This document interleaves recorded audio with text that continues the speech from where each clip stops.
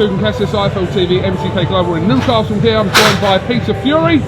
How are you, mate? I'm good, KUGAN. Why do you look different? Keep telling me that, but I don't know what it is. You look glowing. I know they say that to pregnant women, maybe but you look glowing. maybe the arena's hot, I don't know. Dominant clinical display from Savannah Marshall tonight. Yeah. Early signs from round one, basically. We knew that was coming and it happened. You must be over the moon with that. Yeah, I'm over the moon, but the power's always there. For me, I think with the crowd and the homecoming of boxing here, just got a little bit eager in the first round.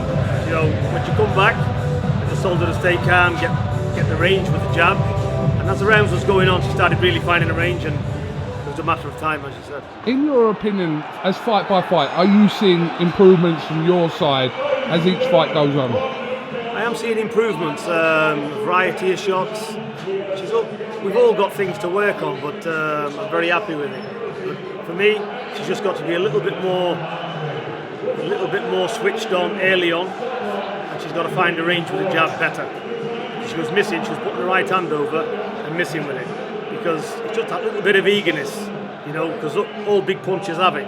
So she's just got to get that little bit reserved, pick her shots and find the range behind the jab, because it's a 10-round fight.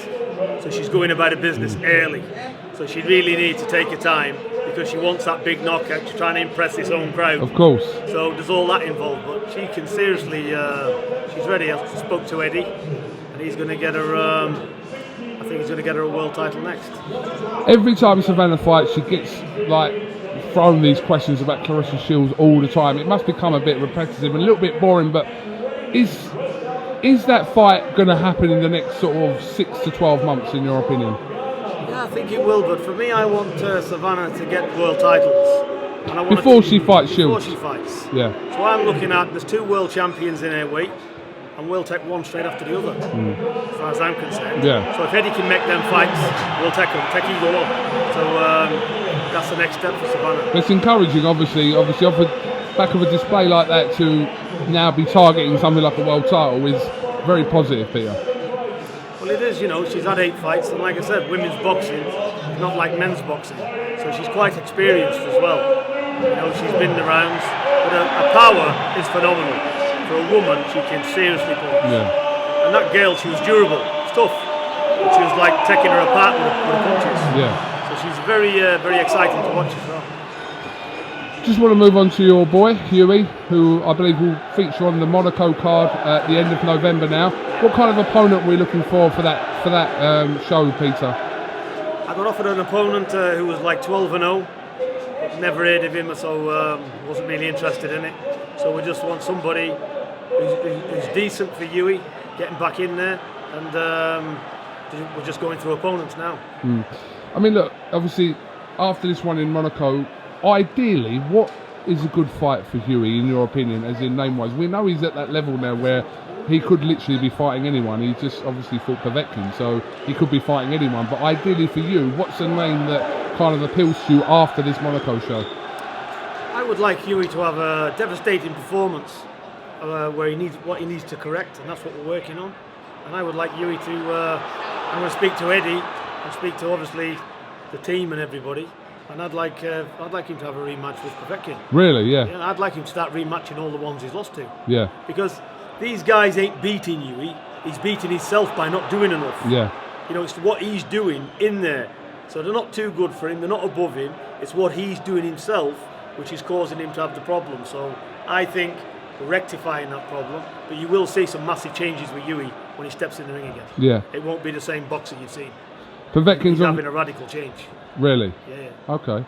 Povetkin's obviously rumoured to be fighting Michael Hunter on December 7th in Saudi Arabia, so...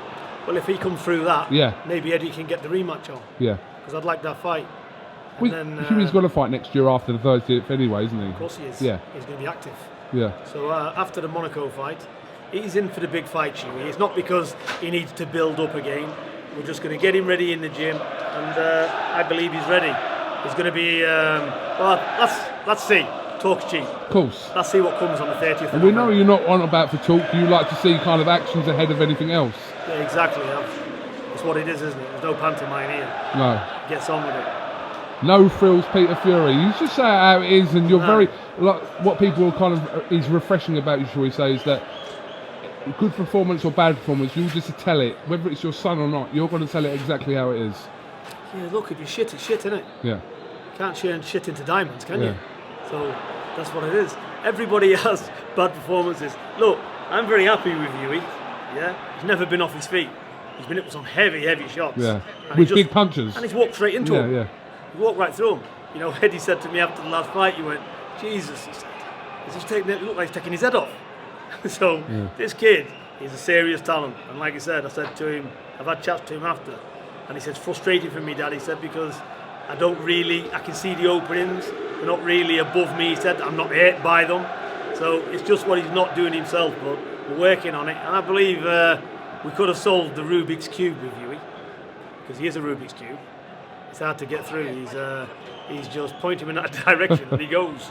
Perfecting him, that's what we're saying. Absolutely. That's it.